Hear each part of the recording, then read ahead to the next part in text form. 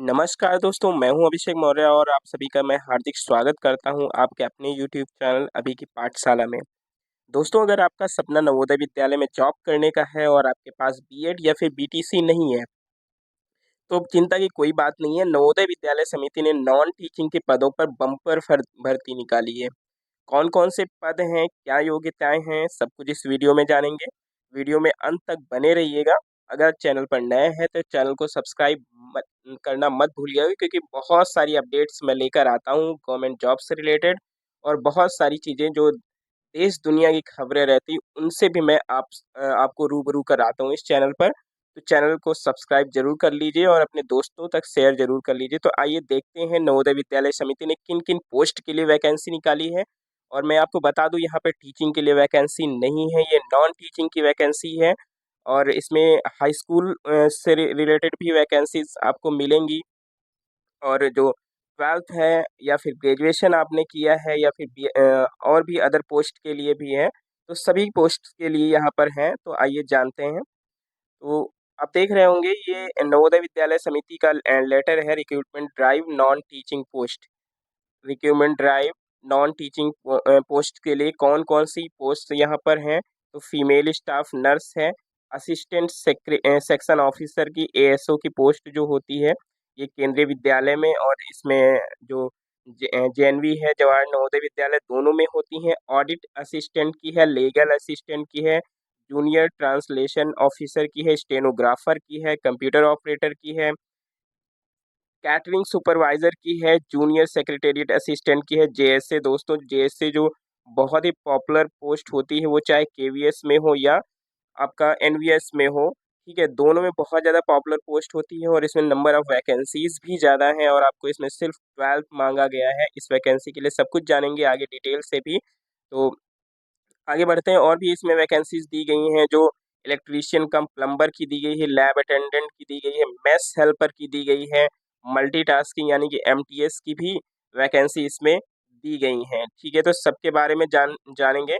आगे वीडियो में। और ये 2 तरीके की वैकेंसी हैं। एक तो जो पोस्ट आपकी होगी वो किसी विद्यालय में होगी, यानी कि जवाहर नवोदय विद्यालय में होंगी, और कुछ पोस्टें जो हैं वो कहाँ पर होंगी, हेडक्वार्टर में होंगी, यानी कि नवोदय विद्यालय समिति का जो हेडक्वार्टर है या फिर रीजनल ऑफिस हैं उनके जो बने हुए हैं, उनमें होगा। ठीक है, तो कुछ आपका विद्यालय में है और कुछ जो है हेडक्वार्टर्स में है। तो पहली जो वैकेंसी है, आपकी जो पहली वैकेंसी है, फीमेल स्टाफ नर्स की वैकेंसी है। किसकी है? फीमेल स्टाफ नर्स की। कितनी वैकेंसीज हैं इसके बारे में बताएंगे, और जो इनका एलिजिबिलिटी क्राइटेरिया है उसको भी मैं डिस्कस करूंगा। पहले हम जान लेते हैं कि कौन सी पोस्ट के लिए कितनी ज़्यादा वैकेंसीज हैं। तो ये फीमेल स्टाफ नर्स की वैकेंसी है, ग्रुप बी की ये पोस्ट है, और इसमें जनरल की जो वैकेंसीज हैं वो 85 वैकेंसी हैं, और ईडब्ल्यूएस के लिए 12 हैं, ओबीसी के लिए 12 हैं, एससी के लिए 10 वैकेंसी है, एसटी के लिए 2 वैकेंसी, यानी कि टोटल जो नंबर ऑफ वैकेंसीज हैं वो 121 वैकेंसीज हैं दोस्तों, 121 वैकेंसीज। और इसमें बीएससी नर्सिंग मांगा गया है। और भी जो आगे जो एक्स्ट्रा एलिजिबिलिटी है उनके बारे में भी हम आगे डिस्कस करेंगे। अभी के लिए आप ये इतना जान लीजिए कि ये फीमेल स्टाफ नर्स की भर्ती है और 121 इसमें पोस्ट हैं। आगे बात करते हैं असिस्टेंट सेक्शन ऑफिसर की। ये असिस्टेंट सेक्शन ऑफिसर की पोस्ट ग्रुप बी की ये भी पोस्ट है, और जनरल की इसमें 4 वैकेंसीज हैं, ईडब्ल्यूएस की कोई वैकेंसी नहीं, ओबीसी की 1 vacancy. Total number of vacancies इसमें 5 हैं, यानी कि एएसओ की जो वैकेंसी है नंबर ऑफ 5 वैकेंसीज हैं उसकी। फिर ऑडिट असिस्टेंट की बात करते हैं, ये भी ग्रुप बी की ही पोस्ट है। नंबर ऑफ वैकेंसीज इसमें कितनी है? 12 हैं, जिसमें से जनरल की 8 और ओबीसी की 1, ईडब्ल्यूएस की 1, एससी की 2 वैकेंसीज हैं इसमें। ठीक है, इसी तरह आगे हम बात करते हैं जूनियर ट्रांसलेशन ऑफिसर की वैकेंसी। जूनियर ट्रांसलेशन ऑफिसर की भी ग्रुप बी की पोस्ट है ये भी, और नंबर ऑफ वैकेंसीज 2 हैं, जनरल में 1 है, ओबीसी एससी की 1 पोस्ट है। टोटल नंबर ऑफ वैकेंसीज 4 हैं। ठीक है, अगला है लीगल असिस्टेंट की भर्ती है, जिसमें नंबर ऑफ वैकेंसीज ओनली 1 है, यानी कि जनरल की सिर्फ 1 सीट है यहाँ पर। और स्टेनोग्राफर की बात करें, ग्रुप सी की पोस्ट है ये। तो नंबर ऑफ वैकेंसीज आपकी ओवरऑल वैकेंसीज कितनी है? 23 है, जिसमें से 14 है आपकी जनरल की, 2 है ईडब्ल्यूएस की, 2 है ओबीसी की, एससी की 4 वैकेंसीज हैं और एसटी की 1 वैकेंसीज है। ठीक है, और एक्स सर्विस वैन वगैरह की भी वैकेंसी इसमें दी गई हैं, वो भी आप चेक कर लीजिएगा। आगे बढ़ते हैं। आगे जो वैकेंसीज है वो कंप्यूटर ऑपरेटर की वैकेंसी है। ये ग्रुप सी की पोस्ट है और कंप्यूटर ऑपरेटर के लिए वैकेंसी है, और इसमें नंबर ऑफ टोटल वैकेंसीज 2 हैं। जनरल की ही पोस्ट हैं इसमें से, ठीक है। आगे बात करें, कैटरिंग सुपरवाइजर की वैकेंसी है यहाँ पे। अच्छे नंबर ऑफ वैकेंसीज हैं, 78 वैकेंसीज यहाँ पर दी गई हैं ओवरऑल, ठीक है। 44 जनरल की है, 7 EWS, 13 है आपका ओबीसी का, एससी का 10 है, और 4 है आपकी एसटी की वैकेंसीज। अब मैं जो बात कर रहा था मोस्ट पॉपुलर वैकेंसी, वो है किसकी, जो जूनियर सेक्रेटेरिएट असिस्टेंट की है, ठीक है। जूनियर असिस्टेंट सेक्रेटेरिएट यानी कि जेएसए एक आपका, अगर हम बात करें जो जूनियर असिस्टेंट की तरह ही वैकेंसी, क्लर्क लेवल की वैकेंसी, ग्रुप सी की वैकेंसी एक तरीके से कह सकते हैं ये। अच्छी सैलरी मिलती है और बहुत सारी बेनिफिट्स भी मिलते हैं, वर्किंग लोड बहुत ज़्यादा नहीं होता है। बहुत ही पॉपुलर वैकेंसी मानी जाती है ये जेवीएस और एनवीएस की। तो यहाँ पर हम देखें कि जो हेड क्वार्टर और रीजनल ऑफिस हैं उनमें जो वैकेंसीज है वो ओवरऑल वैकेंसी कितनी है, 21। दोस्तों मैंने दो तरीके की वैकेंसी बताई थी इसमें, कि जो दो तरीके की वैकेंसी, एक तो आपकी पोस्ट कहाँ पर होगी, हेड क्वार्टर या फिर रीजनल ऑफिस में होगी। दूसरी जो पोस्ट थी वो किसी विद्यालय में होगी, किसी मतलब जवाहर नवोदय विद्यालय में होगी। तो ये जो पोस्ट है, जो 21 पोस्ट मैं बता रहा हूँ, ये एक हेड क्वार्टर में होगी, आपकी रीजनल ऑफिस की वैकेंसी है। वहाँ के लिए अगर आप अप्लाई करना चाहते हैं तो वहाँ पर 21 वैकेंसीज हैं, ठीक है। जनरल की 13 है, ईडब्ल्यूएस की 2 है, ओबीसी की 2 है, एससी की 3 वैकेंसीज हैं।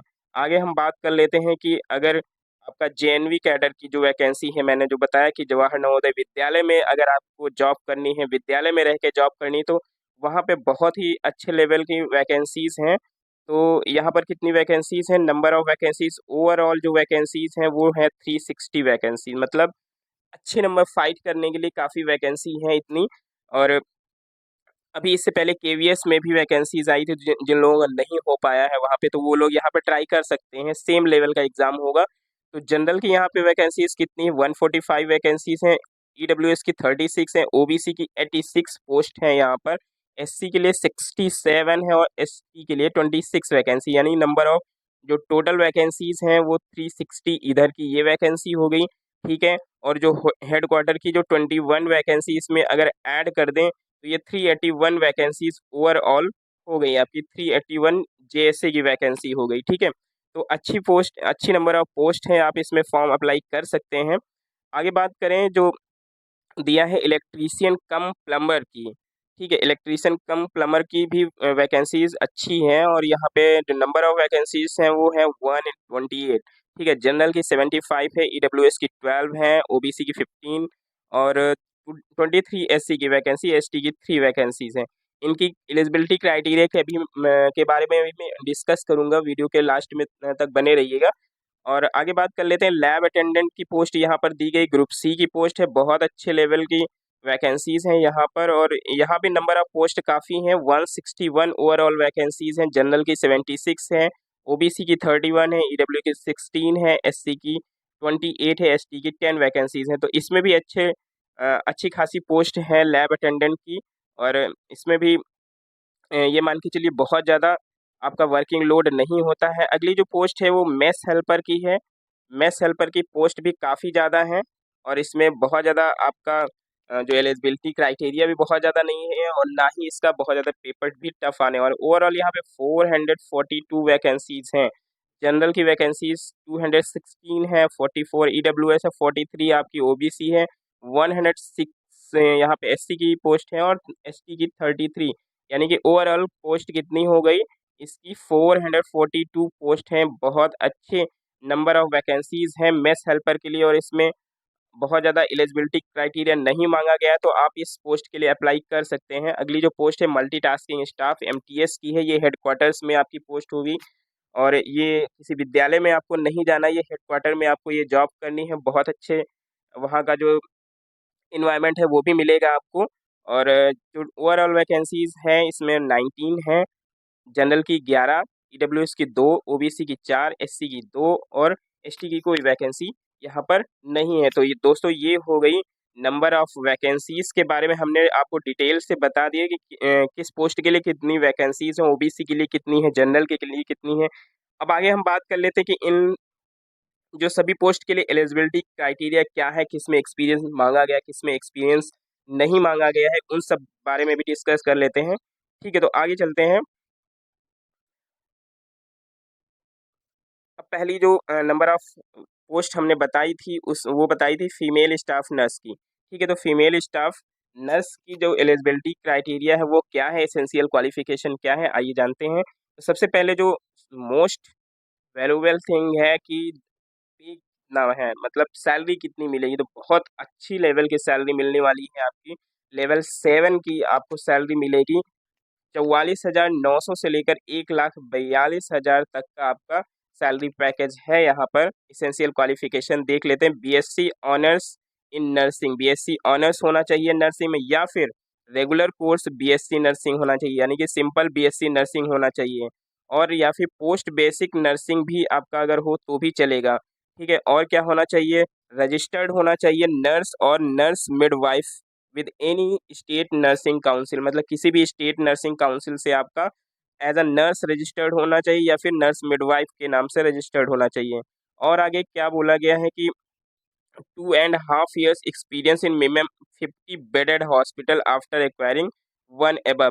ठीक है, इनमें से जो ऊपर दिया गया है, यानी कि बीएससी आपका ऑनर्स हो नर्सिंग से या फिर रेगुलर बीएससी हो, इनको छोड़ के और जो चीज़ कंपलसरी है वो क्या है, आपका लगभग 2.5 साल का आपको एक्सपीरियंस मांगा गया। किसी भी आप हॉस्पिटल में 50 बेड का हॉस्पिटल हो उसमें आपने वर्क किया हो लगभग 2.5 साल, तब आपकी ये एलिजिबिलिटी मांगी गई है। ठीक है, तो ये एलिजिबिलिटी हो गई किसके लिए, फीमेल स्टाफ नर्स के लिए। ठीक है, और आपको बोला गया कि वर्किंग नॉलेज भी होनी चाहिए हिंदी और रीजनल लैंग्वेज एंड इंग्लिश की, तो ये लगभग सभी की होती ही है। तो अगले जो है वो असिस्टेंट सेक्शन ऑफिसर की है। क्या एलिजिबिलिटी है इसके लिए, तो बैचलर डिग्री होनी चाहिए।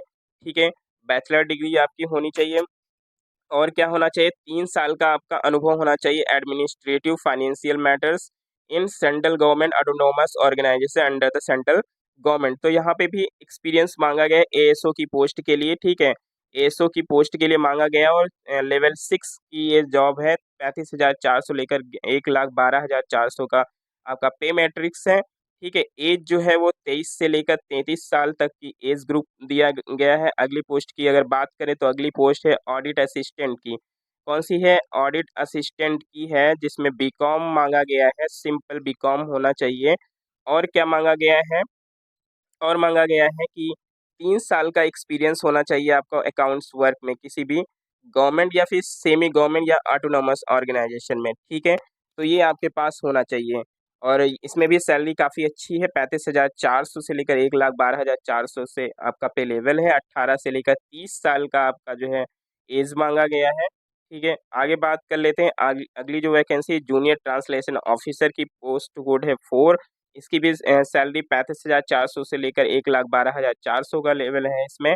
और अगर हम बात करें इसकी इसेंशियल क्वालिफिकेशन की, तो इसमें मास्टर डिग्री मांगा गया है हिंदी या फिर इंग्लिश में। ठीक है, master degree of a recognised university in Hindi with English, Hindi के साथ इंग्लिश होना चाहिए एज अ कंपलसरी और इलेक्टिव सब्जेक्ट और as the medium of examination at the degree level. ठीक है, या फिर आपके पास क्या होना चाहिए, मास्टर डिग्री होना चाहिए इंग्लिश में, साथ में हिंदी भी होना चाहिए। ठीक है, या फिर आपके पास क्या होना चाहिए, कई सारे ऑप्शंस आपके दिए गए हैं, तो आप जो है एक बार नोटिफिकेशन जरूर पढ़ लीजिएगा फॉर्म फिल करने से पहले। ठीक है, तो इसमें कई सारे वो दिए गए हैं कि मास्टर डिग्री होनी चाहिए हिंदी और इंग्लिश साथ में। ठीक है, अगली बात करें लीगल असिस्टेंट की, तो लीगल असिस्टेंट अगर हम देख लें तो लेवल 6 की ये भी जॉब है, वही सैलरी है।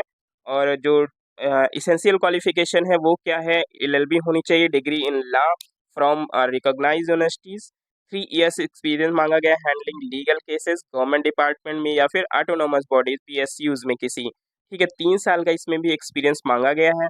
और डिजायरेबल क्या होगा, वर्किंग नॉलेज होना चाहिए कंप्यूटर ऑपरेशन का, और आपको हिंदी और इंग्लिश आनी चाहिए।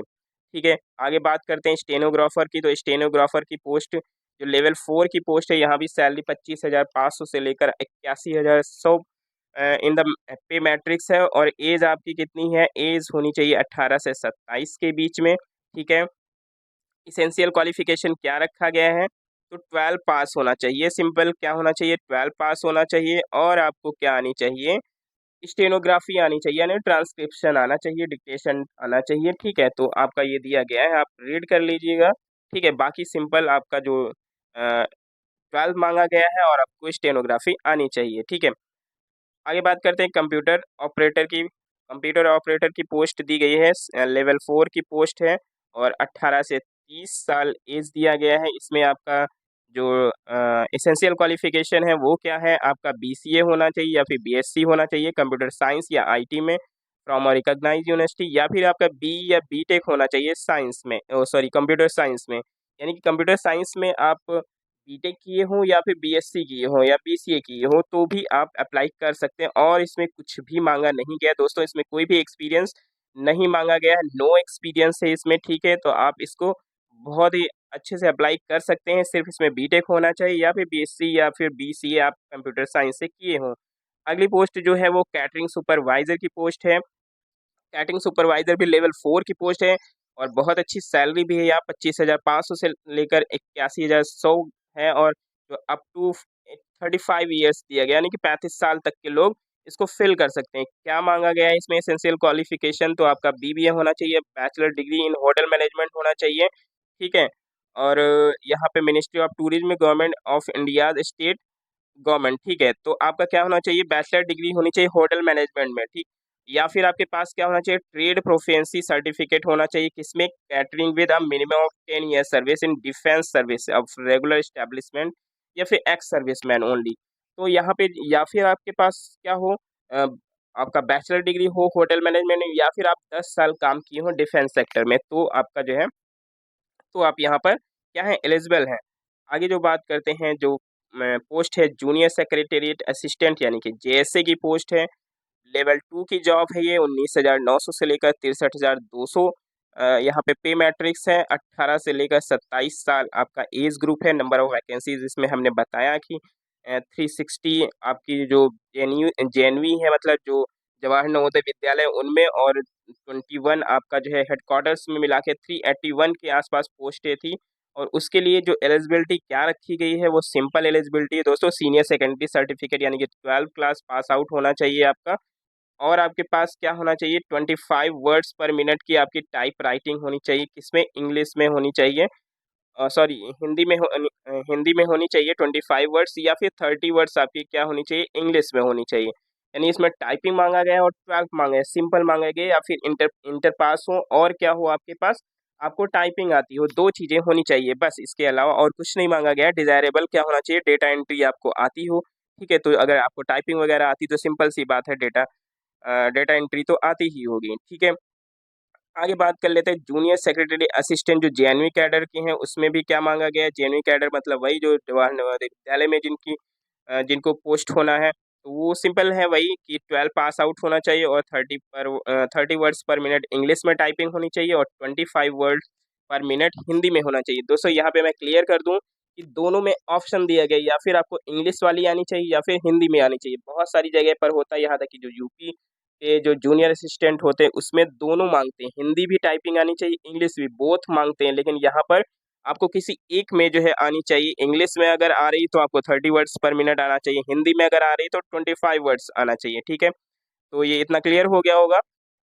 आगे बात करते हैं आगे जो इलेक्ट्रीशियन कम प्लम्बर की पोस्ट है वो उसके लिए देख लेते हैं क्या एलिजिबिलिटी क्राइटेरिया है तो 10th क्लास पास होना चाहिए सिंपल आईटीआई सर्टिफिकेट आपका होना चाहिए किसमें इलेक्ट्रीशियन में आईटीआई सर्टिफिकेट वायरमैन में या फिर हो और कम से कम 2 साल का आपका एक्सपीरियंस होना चाहिए इलेक्ट्रिकल इंस्टॉलेशन का ठीक है वायरिंग का प्लमिंग का ठीक है तो 2 साल का एक्सपीरियंस आपको ज़रूरी है तभी आप जो है इसमें अप्लाई कर पाएंगे ओके। आगे बात कर लेते हैं लैब अटेंडेंट की पोस्ट जो कि बहुत ही अच्छी जॉब मानी जाती है और 18,000 से लेकर 56,900 तक का यहाँ पे ग्रेड है और 18 से 30 साल की एज रखी गई है।